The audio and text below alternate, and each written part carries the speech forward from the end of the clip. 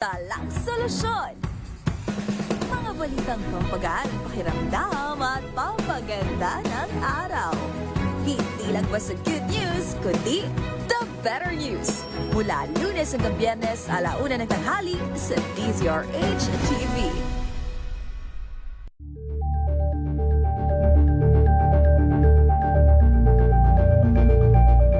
Curious ka ba sa maraming bagay?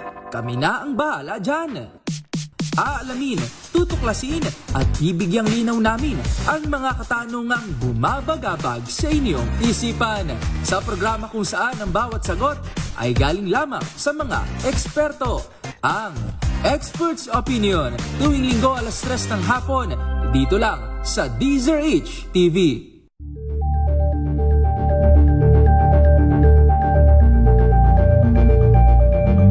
Maagang balitaan, maagang usapan sa mga issue at balita. Kasama si Kuya Angelo Palmones sa Magandang Umaga Pilipinas. Mula Lunes hanggang Biyernes.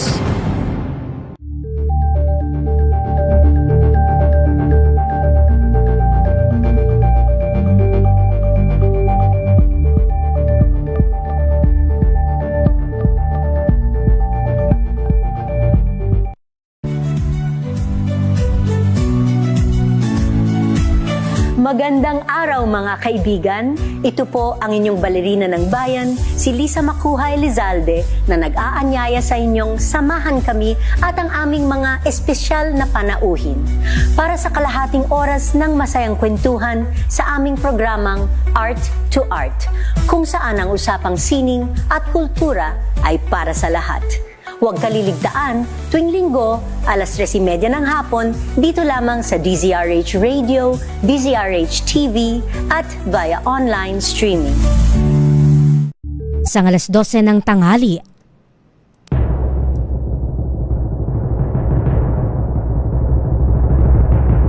And the Golden Dove for Best Field Reporter goes to Giselle Ricafort, DZRH. Ito na ang 28th KBP Golden Dove Awardee, Best Field Reporter, si Giselle Ricafort sa Rapido Hataw Balita Sunday Edition. Sa mga balitang kailangan mong malaman, unang-una sa mga balita, RH Rapido Hataw Balita mula sa MBC Radio News Center Manila. RH Rapido Hataw Balita sa mga balitang pambansa, lokal, internasyonal at iba pa. RH Rapido Hataw Balita. At ngayon, narito ang inyong mga tagapagbalita, Josa Cruzat, Giselle Ricafort sa RH Rapido Hataw Balita. RH Rapido Hataw Balita. magandang tanghali Pilipinas, Luzon, Visayas at Mindanao. Ikawaluhu tayo sa buwan ng Pebrero taong 2026. Sa mga ulo ng ating balita, komite report na nagbasura sa impeachment complaint laban kay Pangulong Bongbong Marcos. Posible pang mabaliktad sa plenaryo ayon kay Congressman Ridon. Give up remark ni Senator Marcoleta, tinawag na kataksilan at a declaration against interest. Ayon po yan sa isang eksperto. 12 patay, higit 400,000 katao apektado ho ng bagyong Basyang. Shearline at amihan magpapaulan sa Luzon. Taas presyo sa mga produktong petrolyo, namumuro na naman sa Martes. At ilang armas na inuugnay sa Mulianidos Lake case na-recover na ng pulisya. RH Rapido Hataw Balita. Pilipinas, pauulanin ho ng shearline at ng amihan ang ilang bahagi ng Luzon ngayong araw. Nagbabala ang pag-asa ng kalat-kalat na mga pag-ulan, pagkulog sa Mimaropa, Bicol Region, Western Visayas, Aurora, Rizal, Laguna, Quezon, Northern Samar at Eastern Samar epekto ng shear line. Magdadala naman ang amihan ng maulap na kalangitan na may kasamang mga pag-ulan dito sa Metro Manila, Cagayan Valley, Cordillera Region, Nueva Ecija, Bulacan at nalalabing bahagi pa ng Calabarzon. Maaari namang makaranas ng isolated rain showers ang nalalabi pang bahagi ng bansa dahil naman sa umiiral na localized thunderstorm. Walang binabantayan ng Weather Bureau na anumang low pressure area o bagyo sa loob ng Philippine Area of Responsibility o PAR. 12 na ang napaulat na nasawi dahil sa pananalasa ng nagdaang bagyong Basyang. Ayon sa Office of the Civil Defense, siyam dito ay mula sa Northern Mindanao kung saan 4 ang nasawi dahil sa landslide sa Cagayan de Oro City. 3 naman ang naitala mula sa Caraga Region na pawang mga namatay sa pagkalunod. Sa pinakahuling tala ng NDRRMC, nasa higit 64,000 families o katumbas ng 233,000 individuals ang apektado ng kalamidad kung saan 16,000 families ang nasa mga evacuation center. Meron pa rin naman nasa evacuation center. Although karamihan naman ay nakauwi na dahil gumanda na nga yung ang panahon. Itong 233,000, ang 16,000 families doon or equivalent to 53,000 ay ang nag-evacuate po ito sa loob nitong 480 evacuation centers. Kinumpirma ho ng Iligan City Emergency Operations na may 5 namatay mula sa lungsod. Epekto pa rin niya ng bagyong Basyang. Ayon sa lokal na otoridad, natagpuan ang mga bangkay matapos ang pagbaha noong Biyernes. Dahil sa matinding pinsalang dulot ni Basyang, idineklara ang state of calamity sa lungsod. Iniutos na rin ni Mayor Frederick Chao ang pansamantalang pagsuspende ng mga klase sa lahat ng antas, pribado man o pampublikong paaralan mula February 9 hanggang 13 dahil sa epekto ng bagyong Basyang. Nahigitan ng ulang dala ng bagyong Basyang ang 100-year return period ng Northern Mindanao. Sabi ng DOST Pag-asa, umabot sa higit 350 millimeters ng ulan ang ibinuhos ng bagyo sa rehiyon dahilan ng malalang pagbaha hanggang Iligan City. Sa isang pahayag, ipinaliwanag ng Weather Bureau na may 1% chance na maranasan ang 100-year return period taon-taon. Ibig sabihin, hindi lamang limitado ang naranasang baha isang beses kada isang taon at maaaring manalasa sa isang lugar anumang panahon. RH Rapido Hahataw Balita Balita. Pilipinas ang ating oras, 12:16 ng tanghali. This time We've got you covered. From the hottest hits, exclusive interviews,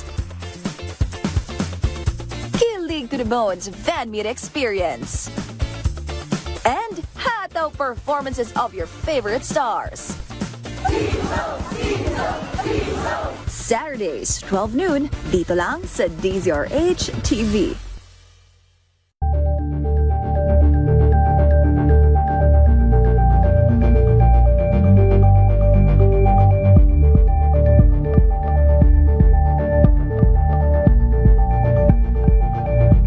Tambalang Anthony Taberna at Jerry Baha ang gigising sa inyong umaga dahil lalatay ang humahagupit na diskusyon at komentaryo Lunes hanggang Biyernes sa 2x2.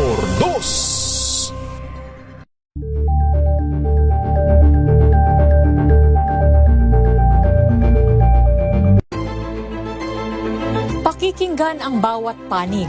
When you fight for justice, think about the queer people. Kung hindi kami magkukwento, sino ang magkukwento para sa amin? Ang mga panawagan, ipababatid. Hindi talaga ito masusing pinag-aralan ng gobyerno. The women who are beaten and abused. It's time to listen to their voices. Tunghayan ang iba't ibang boses, mga kwento mula sa iba't ibang anggulo. Dito lang sa Point of View. Mapapanood tuwing Linggo, 12:00 ng tanghali. sa DZRH TV.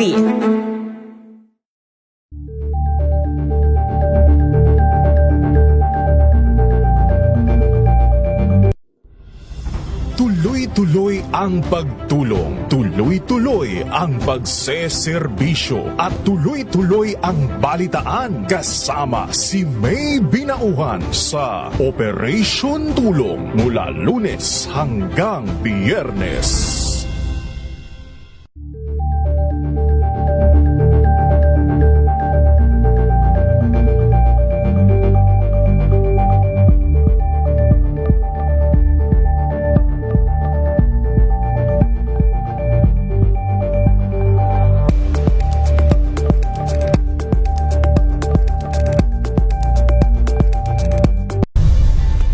Nagsimula sa pangarap hanggang sa maabot ang tagumpay. Iba't ibang kwento, iba't ibang mukha ng atletang Pilipino. Mas pinatindi, mas pinalakas, at mas pinaaksyon sa Match Point tuwing Sabado, 12:30 ng tanghali sa DZRH TV.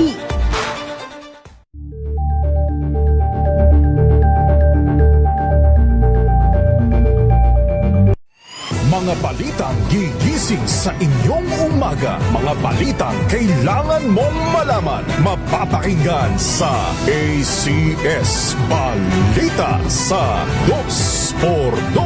Kasama sina Anthony Taberna at Jerry Baha. Lunes hanggang Biyernes.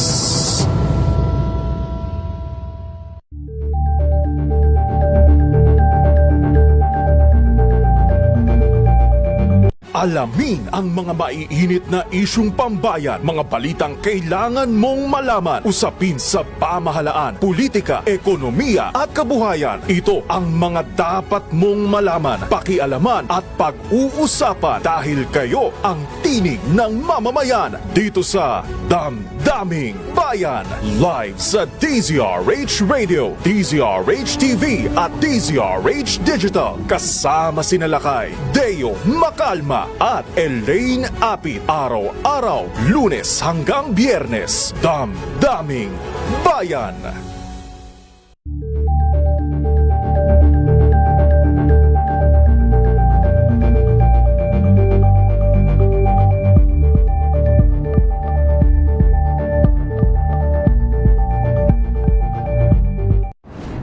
Kung good vibes ang hanap mo, dito ka na sa sigurado.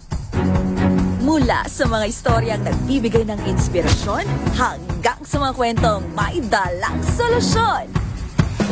Mga balitang pampagaan, pakiramdam at pampaganda ng araw. Hindi lang basta good news, kundi the better news. Mula Lunes hanggang Biyernes, 1:00 ng tanghali sa DZRH TV.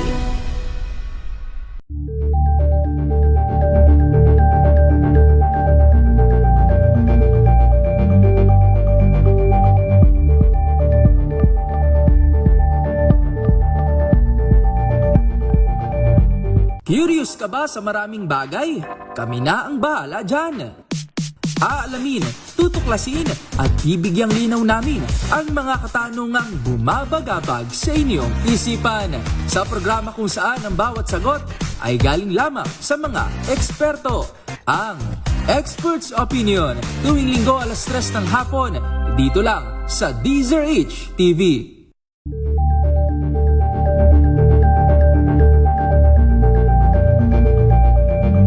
Maagang balitaan, maagang usapan sa mga issue at balita. Kasama si Kuya Angelo Palmones sa Magandang Umaga Pilipinas. Mula Lunes hanggang Biyernes.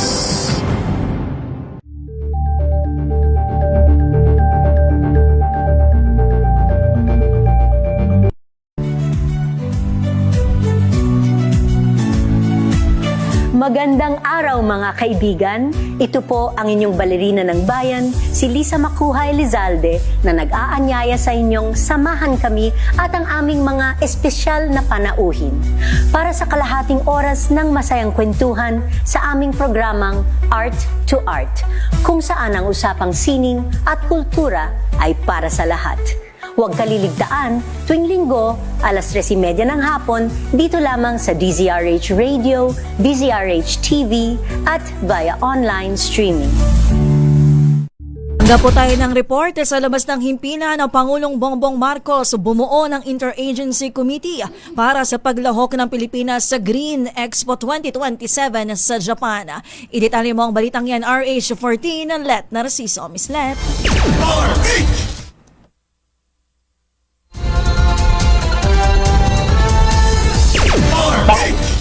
Napaparating na Green Expo 2027 sa Japan.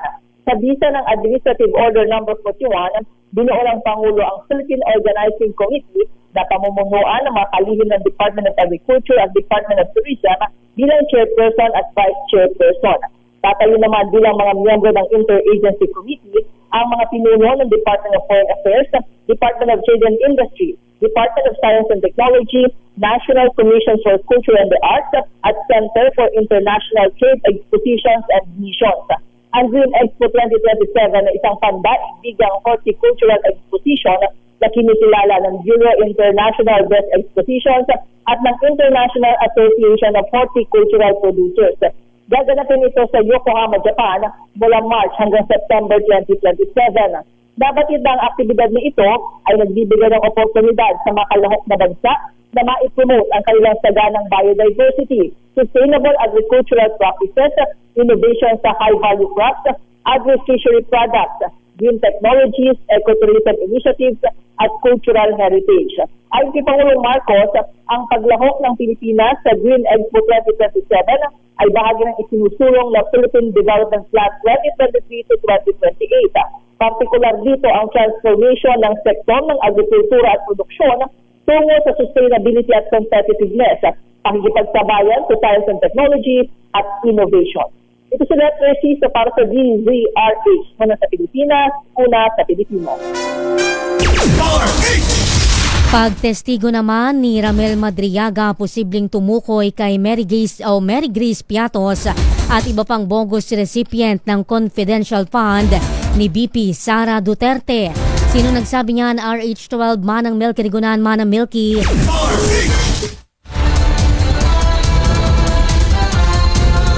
Babalikan natin mamaya yung report na yan mula ho sa Kamara de Representantes. Dakuan ho muna natin ang mahigit 1,000 barangay nationwide na apektado ho ng bagyong Basyang, natulungan ng Department of Social Welfare and Development. Detalye RH5, Bal Gonzales Bal. Natin 1,000 barangay ang naitalang apektado ng pananalasa ng Tropical Depression o Bagyong Sebastian. Batay na rin sa report ng Department of Social Welfare and Development o DSWD. Batay sa huling inilabas na tala ng DSWD Disaster Response Management, nasa 210,106 na pamilya o katumbas ng halos 750,000 mga individual ang naapektuhan mula sa mga affected barangays ng iba't ibang rehiyon sa bansa, kasama na ang Caraga Region, Western at Central Visayas. Aabot naman sa 1,000 o 11,071 pamilya o katumbas ng 43,550 mga individual ang kasalukuyang nananatili sa mga evacuation center, habang halos 2,800 pamilya nakatumbas ng mahigit 7,500 katao ang nasa kanilang mga kaanak o kaibigan kung saan sila pansamantalang nakikitira. Samantala umakyat na sa 273 gabayan ang tuluyang sinira ng bagyo, habang 1,378 naman ay partially damaged. Kaugnay nito'y ipaabot na ng DSWD ang kagyat na tulong sa mga residenteng apektado, kung saan nakapagpamahagi na ang ahensya ng mahigit 55 milyong pisong humanitarian assistance. Ako si Bal Gonzales, DZRH, una sa Pilipinas, una sa Pilipino. Balikan natin ang report ni Manang Milky, pagtestigo ni Ramil Madriaga, posibleng tumukoy kay Mary Grace Piatos at iba pang bogus recipients ng confidential fund ni VP Sara. Detalye ibalita mo RH12, Milky Rigunan. Jos at Giselle, inaasahan na may tuturo at makikilala ni Ramil Madriaga, dating AV Vice President Sara Duterte, ang tunay na identity ng mga bogus recipients ng confidential funds ni Vice President Sara Duterte. Daksonto ni Bicol sa Party List Representative Terry Ridon, miyembro ng House Justice Committee, sa kahandaan umano ni Madriagang humarap sa impeachment hearing laban sa Vice Presidente. Ayon kay Ridon, crucial ang pagharap ni Madriaga para kilalanin kung sino ang mga alias ng Mary Grace Piatos, Kokoy Villamin at iba pa na nagsilbi umanong beneficiaries ng 612 million confidential funds. Sabi ni Ridon, si Madriaga ay may tuturing na insiders at pamilyar ito sa paghawak ng mga confidential funds at kung paano na ipasok ng OVP at DepEd sa liquidation documents ng Commission on Audit.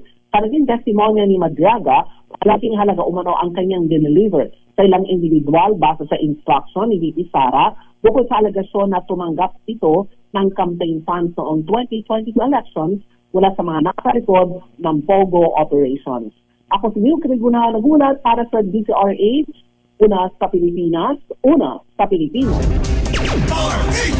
Isusumiti na ho ngayong linggong ito sa plenaryo ang House Justice Committee o ng House Justice Committee ang committee report na ganap na nagbasura sa dalawang impeachment complaint laban kay Pangulong Bongbong Marcos. Pero ayon ho kay Bicol Saro Party List Representative Terry Ridon, miyembro ho ng nasabing panel, pagbobotohan pa sa plenaryo kung pagtitibayin ang ganap na pagbasura sa impeachment complaint laban sa Pangulo o kung muli itong ibabalik sa komite para muling dinggin.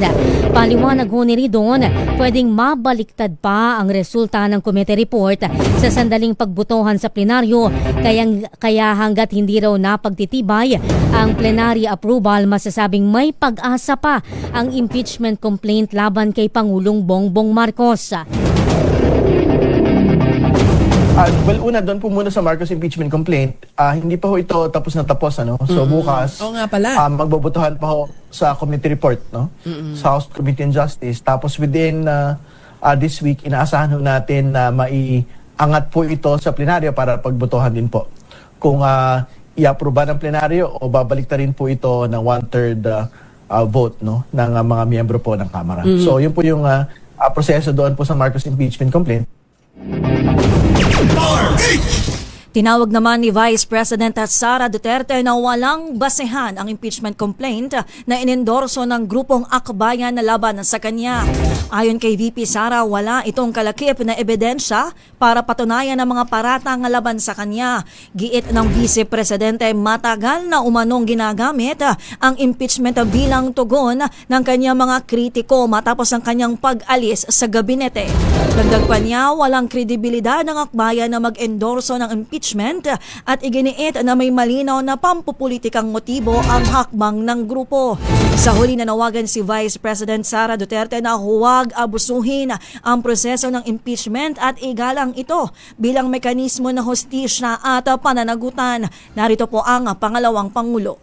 Kaya malinaw na lahat ng ito ay isang uri ng harassment at pang-aabuso sa proseso ng impeachment ng grupong Akbayan. Hindi malinaw kung ano ang ipinaglalaban nila para sa kaayusan ng bayan. Pero napakalinaw ng kanilang pamumulitika at pagpapahirap sa usaping diplomasya ng ating bansa. Tama na ang palusot.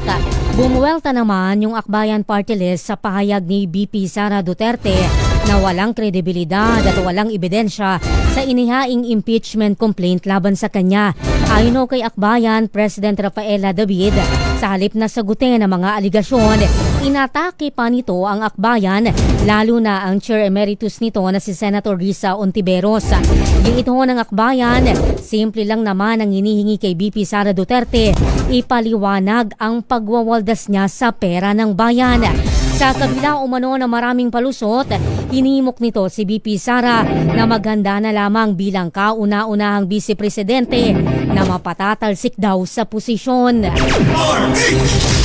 Pinabulaanan ni mamamayang Liberal Party List Representative Laila de Lima ang pahayag na walang kalakip na ebidensya sa inihaing impeachment complaint laban kay Vice President Sara Duterte. Ayon kay de Lima, ang akusasyon na laban sa Vice Presidente ay siya rin na matagal nang iniiwasang sagutin.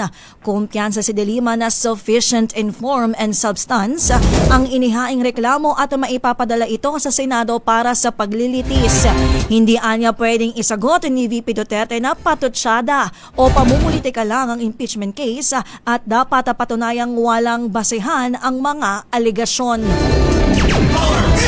Nagpahayag naman ang kahandaang tumistigo sa impeachment proceeding ang nagpakilalang bagman ni BP Sara Duterte na si Ramil Madriaga.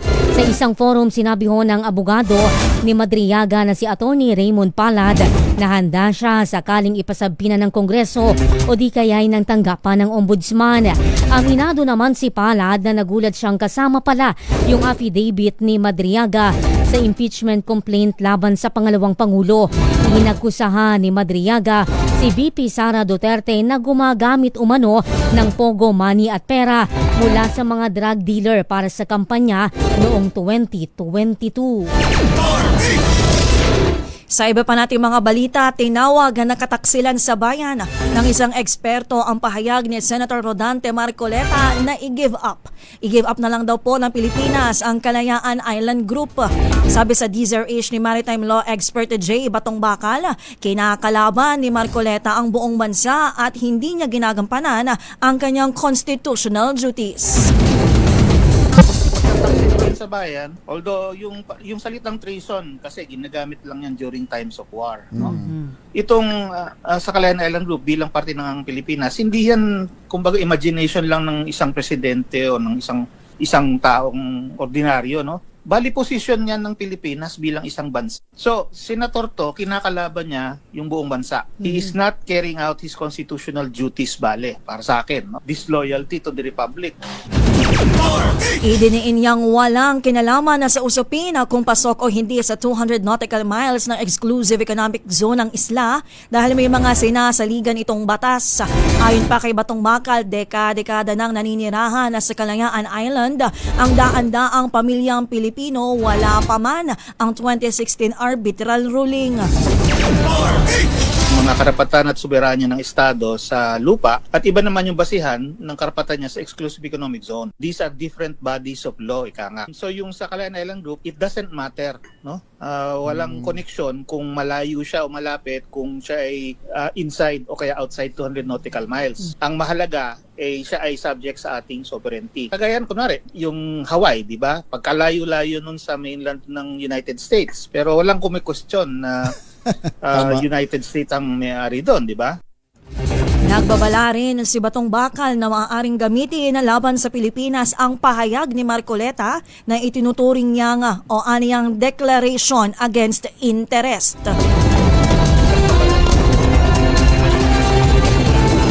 Sabihin nila tungkol dito sa issue, kung mali, gagamitin laban sa bansa, gagamitin laban sa Pilipinas. Merong doktrina sa international law na lalo na pag ang nagbibigay ng statement ay isang high official na kumbaga ina-assume na may kinalaman talaga sa anong posisyon ng bansa, anong totoong legal situation, maaaring gamitin yon laban dun sa bansa na yun. Parang declaration against interest ang tawag dyan. Para naman kay Senator Ping Lacson, walang pinagkaiba yung pagsuko ng Kalayaan Island Group sa pagsurrender ng buong Pilipinas. Binigyang diin ng Senate President Pro Tempore na sa ilalim ng international law, kinikilala ang sovereign ownership ng Pilipinas sa Kalayaan Island. Una itong natuklasan ng abogado at adventurer na si Thomas Cloma na siya namang nagpaubaya rito sa gobyerno ng Pinas.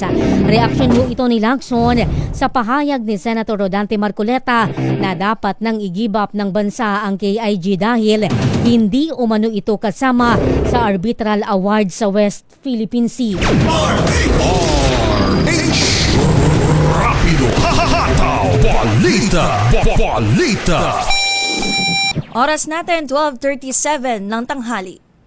Ang oras na yan ay Tambalang Anthony Taberna at Jerry Baha ang gigising sa inyong umaga dahil lalatay ang humahagupit na diskusyon at komentaryo Lunes hanggang Biyernes sa 2x2.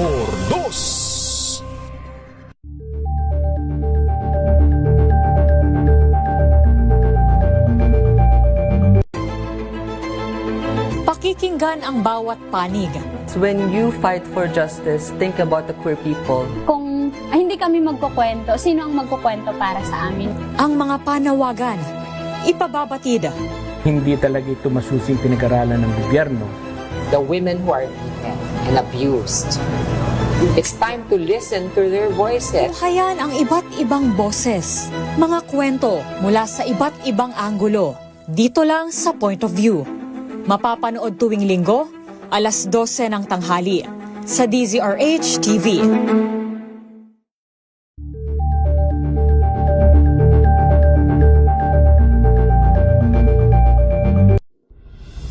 Tuloy-tuloy ang pagtulong, tuloy-tuloy ang pagseserbisyo at tuloy-tuloy ang balitaan kasama si May Binauhan sa Operation Tulong mula Lunes hanggang Biyernes.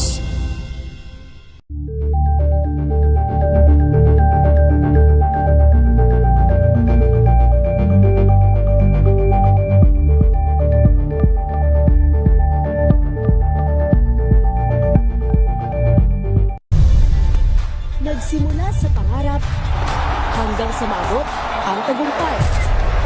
Iba't ibang kwento, iba't ibang mukha ng atletang Pilipino.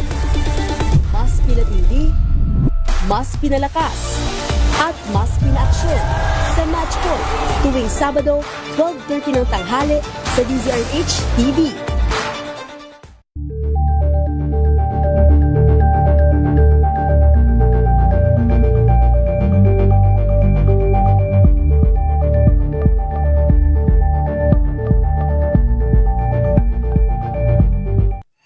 Mga balitang gigising sa inyong umaga. Mga balitang kailangan mong malaman. Mapapakinggan sa ACS Balita sa 2x2.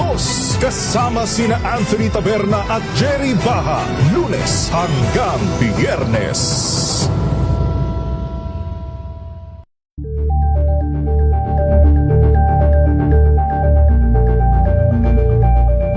Alamin ang mga maiinit na isyung pambayan, mga balitang kailangan mong malaman, usapin sa pamahalaan, politika, ekonomiya at kabuhayan. Ito ang mga dapat mong malaman, pakialaman at pag-uusapan dahil kayo ang tinig ng mamamayan dito sa Damdaming Bayan.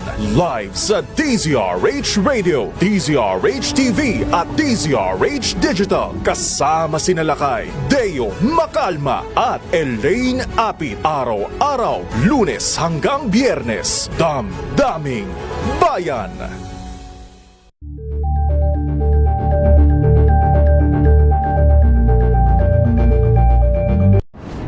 Kung good vibes ang hanap mo, dito ka na sa sigurado. Mula sa mga istoryang nagbibigay ng inspirasyon hanggang sa mga kwentong may dalang solusyon. Mga balitang pampagaan, pakiramdam at pampaganda ng araw. Hindi lang basta good news, kundi the better news. Mula Lunes hanggang Biyernes, 1:00 ng tanghali sa DZRH TV.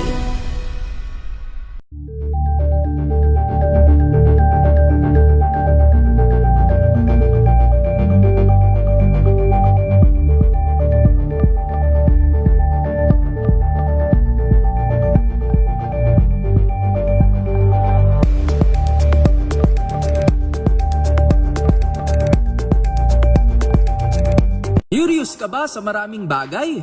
Kami na ang bahala dyan. Aalamin, tutuklasin at bibigyang linaw namin ang mga katanungang bumabagabag sa inyong RH.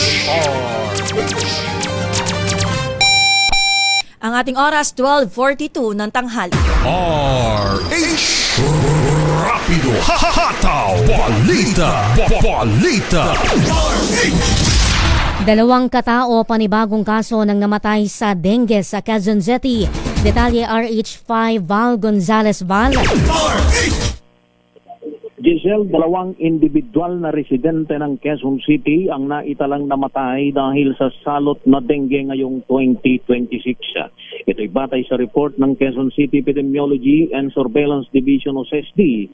Mula pagpasok ng Enero 1 hanggang itong 5 ng Pebrero, ayon sa CESD, nasa 830 ang kaso ng dengue sa lungsod at pinaka-apektado ang mga residenteng nasa edad 20 anyos pababa. Ang distrikto sa lungsod ang nakapagtala ng pinakamataas na dengue cases na umaabot sa 301. Samantala, 4 na individual naman ang namatay na rin dahil sa sakit na leptospirosis. Hanggang Pebrero 5, may 17 kaso na ng leptospirosis ang naitala sa pinakamalaking lungsod sa National Capital Region. Ako si Val Gonzalez, DZRH, una sa Pilipinas, una sa Pilipino. Flood control project sa Iligan City, winasak ng nagdaang bagyong Basyang. Detalye ibalita mo RH19, June Dimakutak, June. Yes, Giselle, isa pang standard flood control project ang nalantad sa publiko matapos masira ang bahagi nito matapos na may bunsod itong flash flood sa naranasan sa Iligan City na may kugayan dito sa bagyong Basyang na nanalasan itong Biyernes sa bahagi ng Caraga at Northern Mindanao. At ang flood control project na ito sa bahagi ng Barangay Pugaan, Iligan City, Lanao del Norte ay proyekto umano ng kanilang House of Representatives ng kanilang congressman sa bahagi ng Region 10 na minsan naman nung naging controversial habang ginagawa matapos itahin ng mga concerned group ang umano'y tinipid na materyales at disenyo na may mahinang struktura ng pagkagawa ng proyekto sa kabila ng malaking inilaang budget rito. Ang Barangay Pugaan ay isa sa mga barangay sa Iligan na dumanas ang lampas taong baha dulot ng flash flood itong Biyernes. Umiral ngayon ang spirito bayanihan sa lungsod ng Iligan at CDO na nagumpisa na magtanggal ng makakapal na putik at mga inano na debris. Tulong-tulong ang iba't ibang sektor ng lipunan sa pangunguna ng Engineering Department ng Local Government Units, Bureau of Fire, PNP at AFP. Sa mga oras na ito, Giselle, Josar, ay nanatiling nakakaranas dito ng makulimlim na kaulapan ng bahagi ng Central Mindanao at ibang panig ng Mindanao. Mula sa Central Mindanao, RH19, June Dimakutak, DZRH, una sa Pilipinas, una sa Pilipino. Pagpatay naman sa isang security guard ng National Irrigation Administration sa Leyte. Meron na daw hong person of interest sa mga kapulisan. Detalye RH32, Jimmy. Angay-angay, Jimmy. May person of interest ng kapulisan sa pamamaslang sa security guard sa bayan ng Bilyaba, Leyte.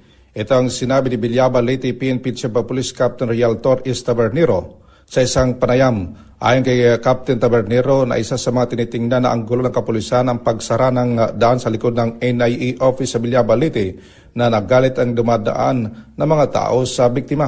Sa kasalukuyan, may witness na ang kapulisan subalit natatakot sa pagsumbong sa mga otoridad para sa seguridad. Kinilala ng PNP ang biktima si Elias Adi na sa 8 taong gulang, security guard ng NIA. Presidente ng Barangay Bilinde, Leyte, nangyari ang insidente alas 8:35 noong nakaraang gabi sa NIA Field Office Barangay Hebulangan, Bilyaba, Leyte. Sa investigasyon ng PNP ang biktima, nakaupo ng barilin sa ulo ng hindi pa nakilalang suspect habang nakaupo sa NIA Guard House. Habang naka-duty bilang security guard, tinamaan ito sa ulo dahilan ng pagkamatay. Dito sa DYVL Action Radio Tacloban, ito si R32 Jimmy Angay-angay para sa DZRH. Una sa Pilipinas, una sa Pilipino. Samantala, iyon daw pong finals ng Philippine Golf Championship Asian Tour Season na nagpapatuloy. RH5, Val Gonzalez, Val. Sa kabila ng may bahagyang mga pag-ambong nararanasan ay pabor na pabor sa mga international golfers ang hindi mainit na panahon dito sa Wakwak Golf and Country Club dito sa lungsod ng Mandaluyong City. sa nagpapatuloy na finals ng isinasagawang ASEAN Tour season ng Philippine Golf Championship, nangunguna na ang Korean champion na si Woo Young-cho. Habang sa mga oras na ito ay nasa pangalawang pwesto naman si Pavit Tangkamorprasert ng Thailand at pangatlo si Karandeep Kochhar ng India. Sa local player naman ay nangunguna sa oras na ito si Keanu Jansa sa 4-shot back 4 under par. Mula sa orihinal na bilang na 135 players ay 70 mga manlalaro na lang ang natitira ngayong last day ng 4 na araw na golf championship. Marami ang nakabang sa mga spectators sa event na ito kung saan nagsisilbing officially sponsor ang Bingo Plus. Ang mananalo ay magwawagit mananalo, mag-uwi ng kalahating milyong US dollar. Mula rito sa Wakwak Golf and Country Club sa lungsod ng Mandaluyong. Ako si Bar Gonzales, DZRH, una sa Pilipinas, una sa Pilipino.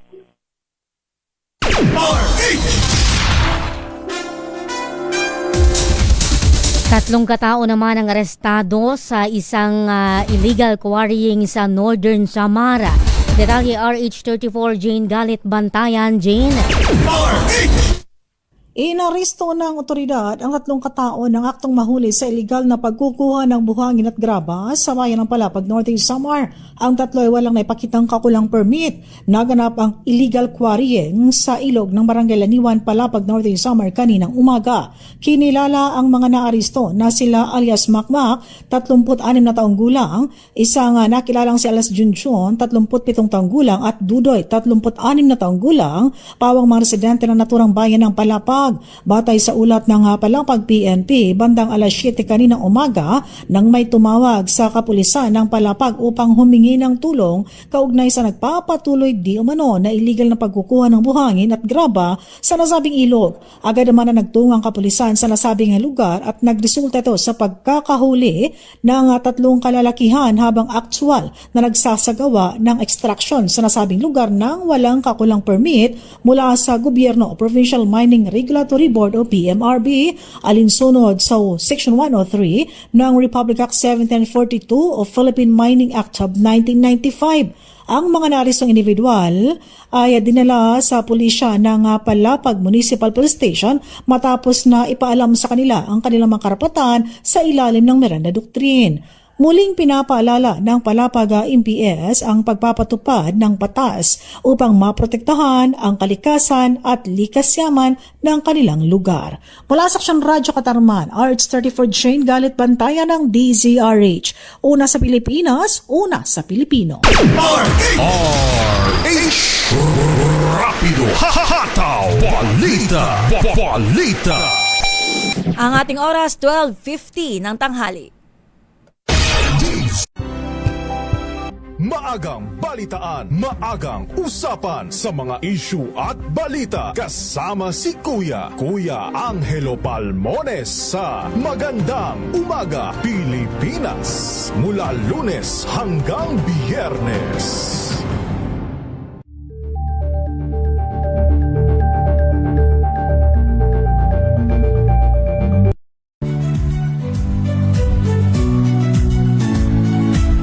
Magandang araw mga kaibigan. Ito po ang inyong balerina ng bayan, si Lisa Makuhay Lizalde, na nag-aanyaya sa inyong samahan kami at ang aming mga espesyal na panauhin para sa kalahating oras ng masayang kwentuhan sa aming programang Art to Art, kung saan ang usapang sining at kultura ay para sa lahat. Huwag kaliligtaan tuwing linggo, alas 3:30 ng hapon, dito lamang sa DZRH Radio, DZRH TV, at via online streaming.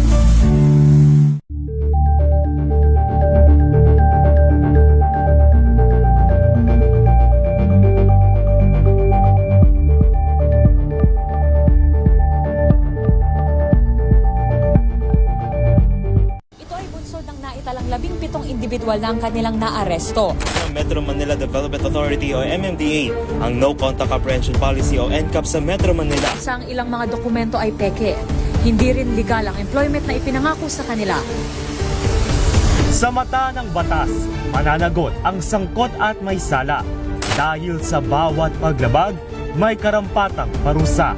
Alamin ang mga pananagutan sa likod ng mga bawal dito sa Hoy! Bawal Yan! Tuwing Sabado, alas 11:30 ng umaga. Dito lang sa DZRH TV.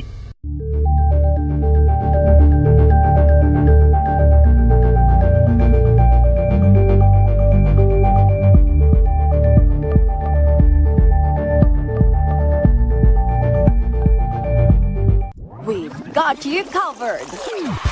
From the hottest hits, exclusive interviews, kilig to the bones fan meet experience, and hataw performances of your favorite stars. Saturdays, 12 noon, dito lang sa DZRH TV.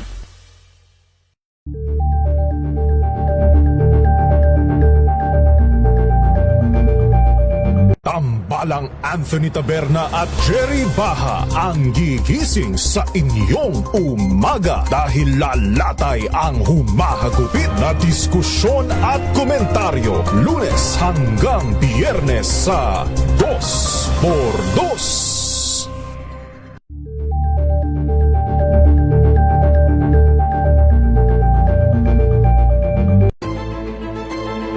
Pakikinggan ang bawat panig. When you fight for justice, think about the queer people. Kung hindi kami magkukwento, sino ang magkukwento para sa amin? Ang mga panawagan, ipababatid. Hindi talaga ito masusing pinag-aralan ng gobyerno. The women who are beaten and abused. It's time to listen to their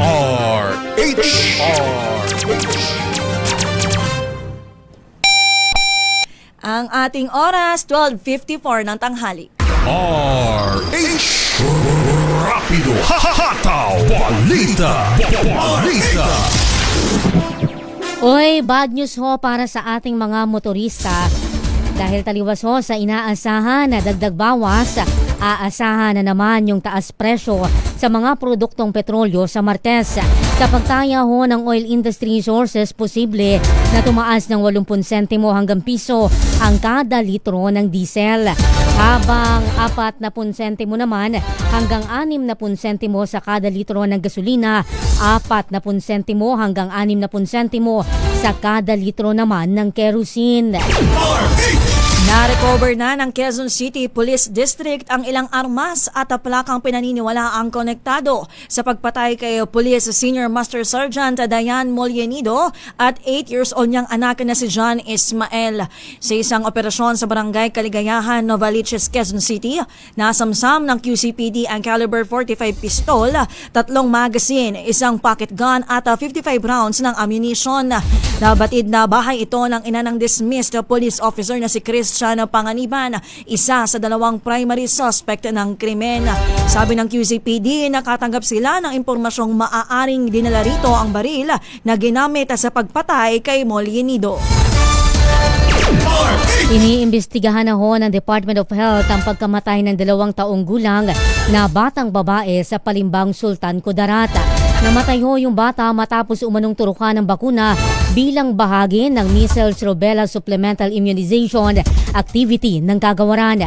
Ayon ho sa ina ng biktima, 1 oras matapos turukan ng kanyang anak, nagkaranas daw ito ng pagsusuka at diarrhea hanggang sa tuluyan na itong nanghina. Iniulat ho ng Sultan Kudarat Provincial Health Office na hindi pa tiyak kung ang bakuna talaga yung sanhin ng pagkamatay. Nilinaw naman ng pambansang pulisya na sa mga ari-arian lang nito magkukusa ang hanay na baklasin ang mga political signage.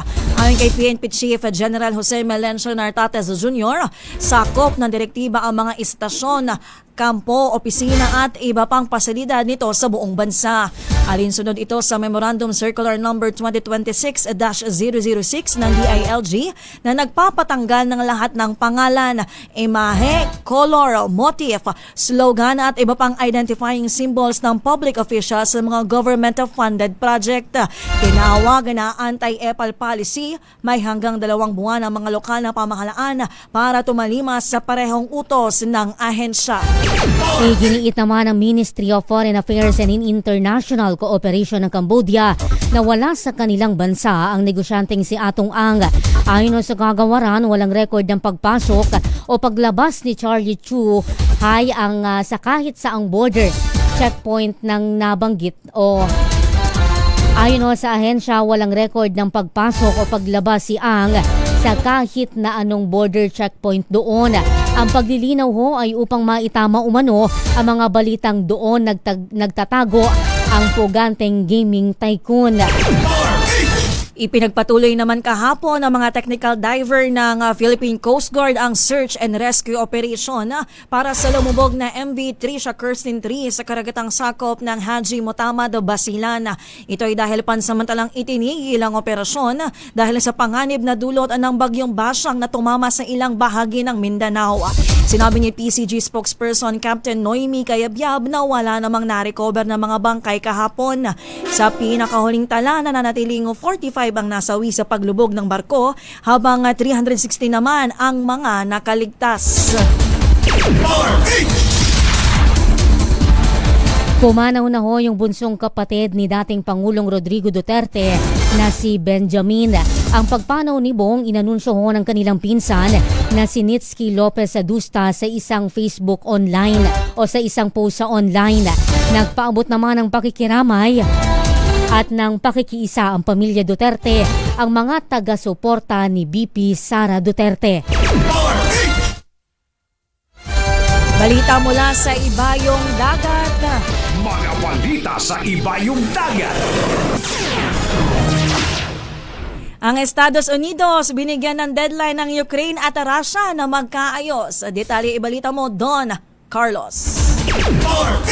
Binigyan hanggang June ng United States of America ang bansang Ukraine at Russia para magkaayos at wakasan na ang halos 4 na taon ng sigalot.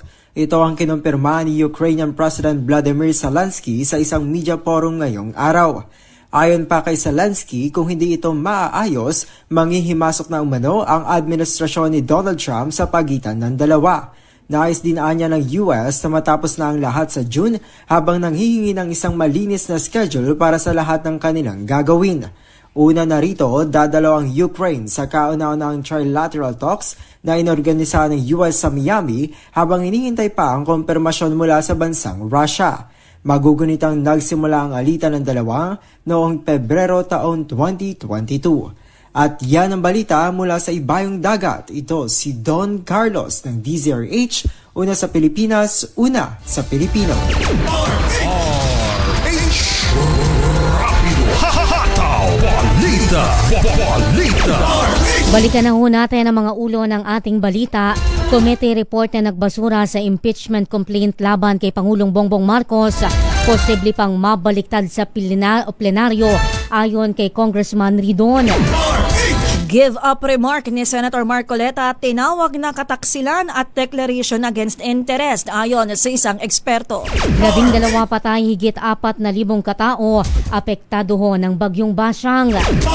Shareline at amihan magpapaulan sa Luzon. Taas presyo sa petrolyo, namumuro sa Martes. At ilang armas na inuugnay sa Mollanidos Lake case na recover na ng pulisya.